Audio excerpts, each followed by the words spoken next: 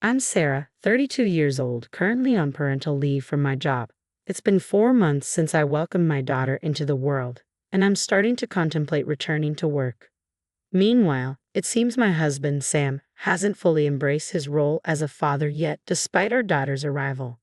Sarah, you're not considering quitting your job just because of the baby, are you? Sam's words, uttered right after our daughter was born, were far from the supportive sentiments I expected. Not only did his comment unsettle me, but it also elicited concern from my parents who were present at the time. I'm just grateful our daughter is healthy. Let's discuss work later. Once things have settled, I interjected swiftly, unable to bear the discomfort in my parents' expressions. We've been married for 3 years now, yet Sam's peculiar behavior isn't a recent development. It's been a constant since we exchanged vows. The quirks I once found endearing during our single days now contribute to my daily exhaustion as we share a life together. It's evident that Sam's struggles extend beyond our home life. His frequent reprimands at work and the air of despondency he carries home hint at deeper issues. I'm starting to wonder if I'm just not cut out for this job. Once I get in this funk, nothing seems to shake it off, he confides, his mood lingering gloomily throughout the day. However, by the next morning he seems to have brushed off his worries, returning to his usual cheerful self. Feeling better today? You seemed really down yesterday, I inquire, voicing my concerns. But Sam, with his volatile nature and penchant for impulsive decisions, often overlooks the gravity of his actions. His tendency to misinterpret situations and hastily jump to conclusions frequently lands him in trouble, despite his obliviousness to the pattern. Since our marriage, one thing has become abundantly clear about Sam. He regards his mother's opinion as law. The unusually tight bond between Sam and his mother caught me off guard initially. I often ponder if Sam's daily visits to his parents' house stem from concern for his mother, who lost her husband and now resides alone. Despite having an older brother, Sam's relationship with him seems strained. When his brother tied the knot, the notion of living with their mother didn't even cross his mind, a decision that deeply perturbed Sam. I have a duty to take care of Mom. It's disheartening how my brother left her, Sam expressed, emphasizing his commitment. This commitment is why we chose to reside near his parents' abode. While I had anticipated the prospect of living with Sam and his mother, surprisingly, she expressed a desire to maintain her independence.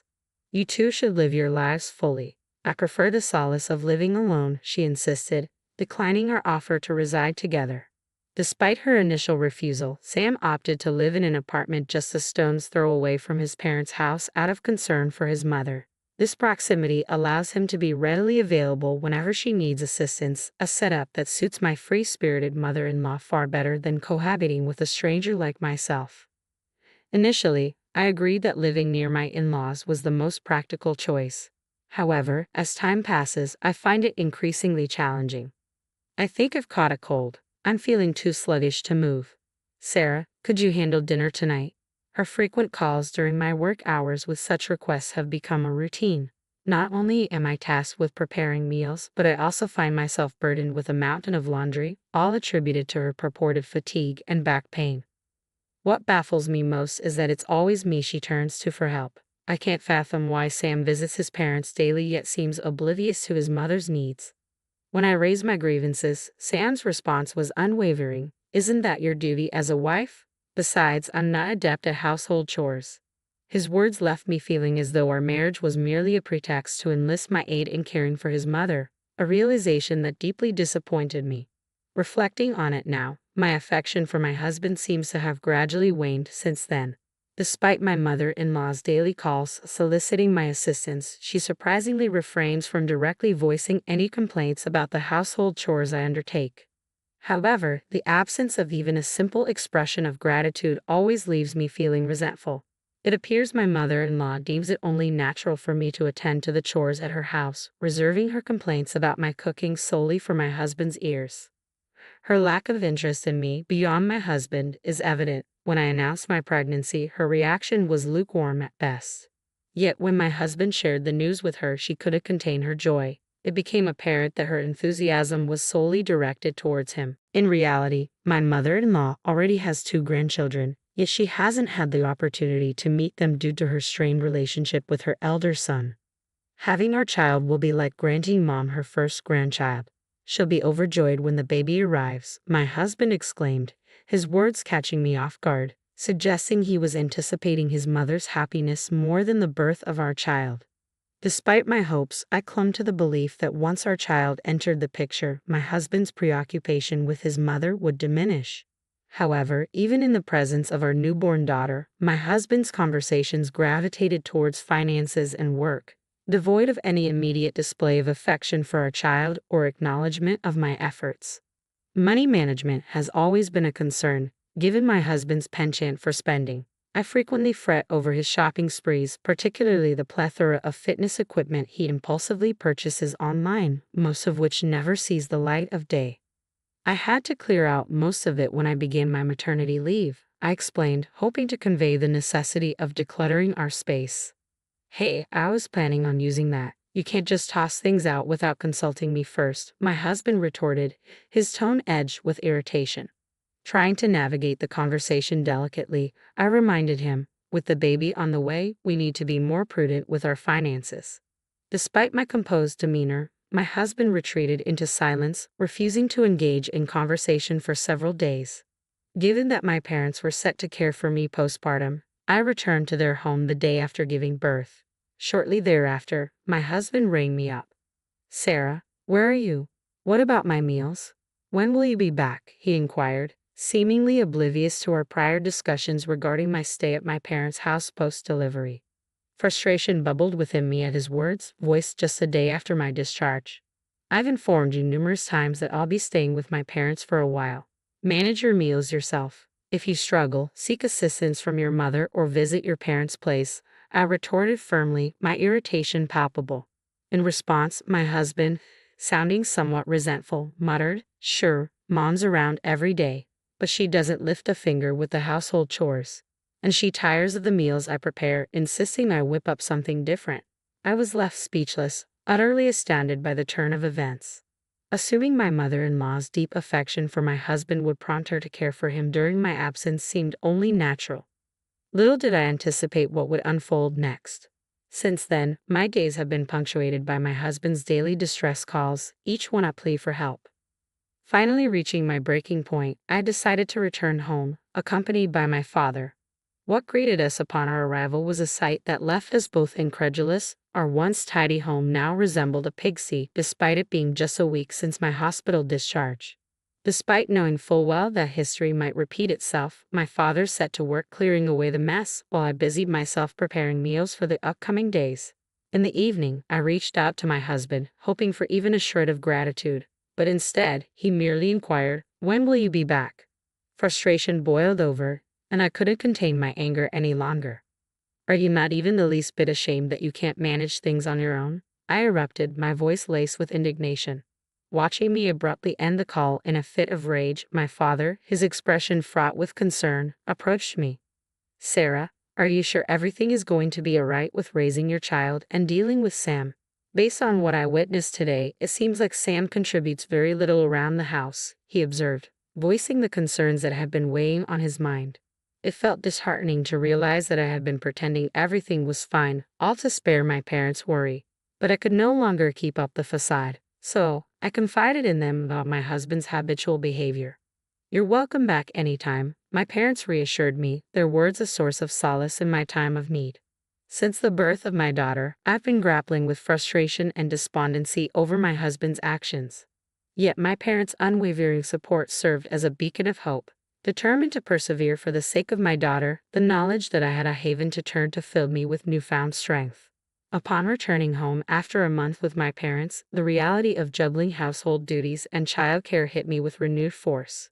I never harbored expectations of assistance from my husband or mother-in-law from the outset. Yet, amidst shouldering all responsibilities alone, I found myself burdened with additional chores from my in-laws' household. One day, while at my in-laws to prepare dinner with my daughter in tow, I entrusted her to my mother-in-law's care. However, when my daughter began to cry, my mother-in-law's response was far from comforting. "Make her stop crying quickly. Why do I have to babysit?" she exclaimed, pushing my daughter back into my arms without attempting to soothe her. It became apparent that my mother-in-law was ill at ease with infants as she made no effort to engage with my daughter on her own. I've been thinking, my husband proposed. It's been around 3 months since the birth. Perhaps it's time for you to return to work? His suggestion prompted me to consider the possibility. Considering our household expenses, an earlier return to work would provide a sense of security, and it would also be beneficial for my career to avoid an extended leave. Besides, our savings earmarked for maternity leave were dwindling rapidly.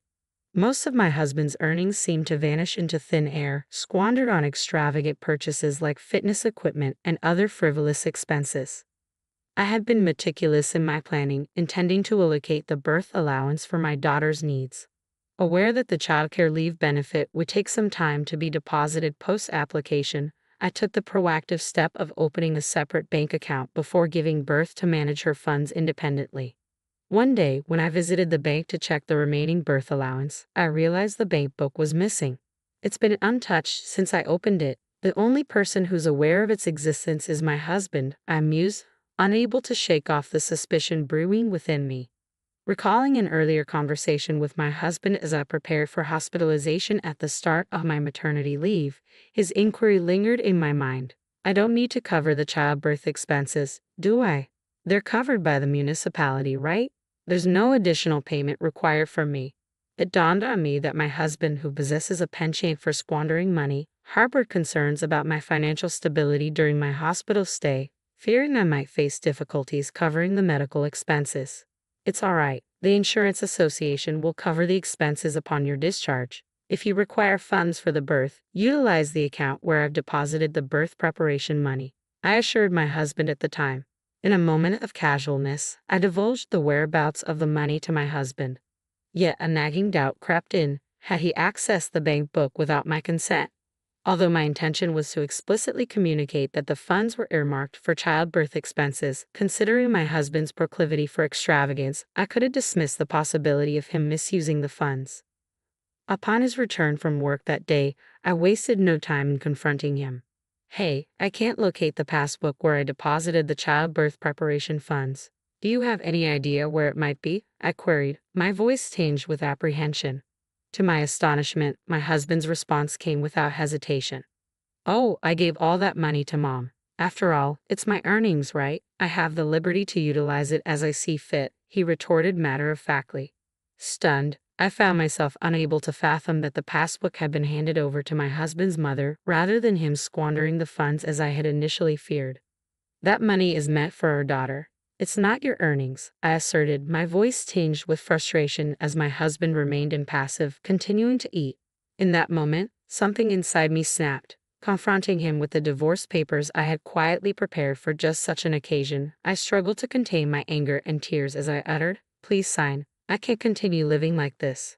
Although Sam appeared taken aback, he complied without protest. Initially, I had entertained the possibility of reconciling, particularly given the recent birth of our child. However, witnessing his lack of remorse solidified my resolve. Gathering my daughter and the emergency luggage I had prepared, I exited the house. Glancing back at my husband, engrossed in his meal without sparing a glance in our direction, it became painfully clear that he harbored little concern for our daughter. As I watched him reflecting on the hardships I've endured, I made a silent vow that I wouldn't allow things to culminate in this manner. Upon returning my daughter to my parents' care, I wasted no time in initiating divorce proceedings and promptly headed to the police station to report the financial abuse. The money I had diligently saved had been unlawfully utilized without my consent, a clear violation of trust. Though it might be dismissed as a marital dispute if my husband had depleted the funds, I was determined to elucidate that it was my mother-in-law who had accessed the money. Driven by frustration and a yearning for accountability, I chose to file a police report, not with the intention of seeing them punished, but rather to prompt genuine introspection on their part. A few days later, I received a frantic phone call from my mother-in-law. "Sarah, the police are here accusing me of stealing your money. I have no idea what's happening." Her voice trembled with anxiety, making her words difficult to comprehend. But that was the gist of it. In the background, my husband's voice mingled with hers, erupting in shouts of protest. Amidst my mother-in-law's tearful plea for forgiveness, I maintained composure and replied with courtesy. All I did was inform the police about the disappearance of the money I had set aside for my daughter's birth, I explained calmly.